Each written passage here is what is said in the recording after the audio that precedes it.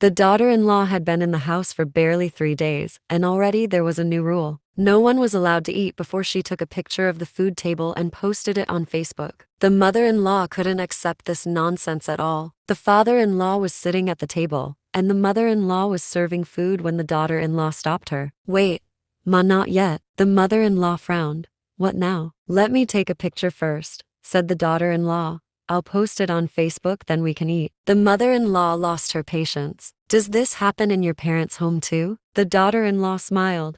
"Oh ma, it's not just our home, everyone does this now." Mother-in-law said, "Everyone's rule won't work in this house." "Ma, you're misunderstanding. It's not about showing off, it's about sharing." "We're not sharing the food, are we?" "No ma, it's an emotion, people like to see what others are eating." "And what will I do with that emotion?" The argument was heating up, so the father-in-law stepped in. "Oh come on," he said gently, "let her do it. It's a new generation, new times." The mother-in-law said coldly, "Okay." She neatly arranged all the dishes back in place for the photo. The daughter-in-law happily took pictures from every angle. Inside though, the mother-in-law fumed. Soon the whole world would see what was cooked in her house. From then on, every meal pictures first, Facebook later, eating last. Even in the middle of eating, the daughter-in-law scrolled her phone, checking who had liked or commented. But she was just waiting for her moment. That morning, the electricity went out. No power meant no Wi-Fi and no Facebook. She prepared breakfast as usual,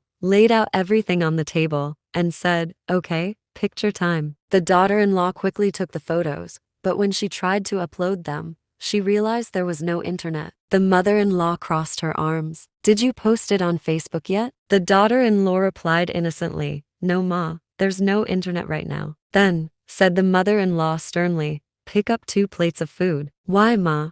Aren't we going to eat?" "Yes, we'll eat, but not without showing it first." The daughter-in-law was puzzled. The father-in-law too looked lost. The mother-in-law picked up 2 dishes herself. "You take these 2, she ordered. The daughter-in-law reluctantly obeyed. Then she turned to her husband.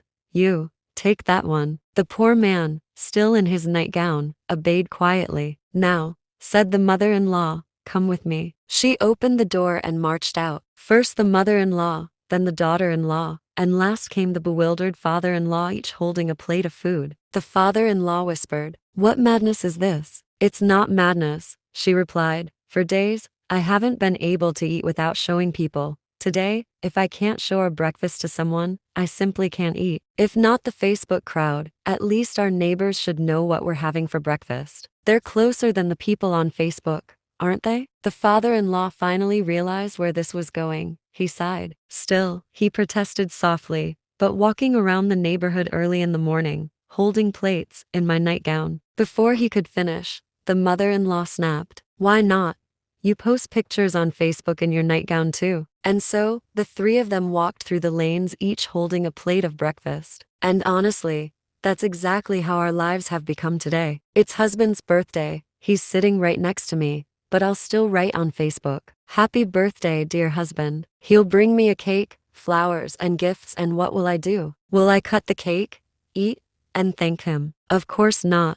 First, I'll take pictures. What's the point of a cake or a gift if it's not posted on Facebook first? Once, when we went to restaurants, we used to get excited to eat. Now we get excited to take photos. When guests came over, we cooked with love, waiting for them to say, "It's delicious." That little compliment made us so happy. But now, we decorate the dishes, use fancy plates and glasses, not for the guests, but for Facebook. We wait to see who likes and comments. On vacation with hubby, I post pictures to show what a happy couple we are. But when we argue, oh, no, that part stays hidden. What would people say? Still, I can't digest my meal until I post something, so I write vague lines like, "My heart is heavy today, like a sky covered in clouds." When I sin, instead of praying quietly, I post on Facebook, "Oh Allah, please forgive me," as if Allah only reads Facebook statuses. These days, most of the photos I take, food, flowers, the moon, end up on my Pexels account. I've loved photography since childhood,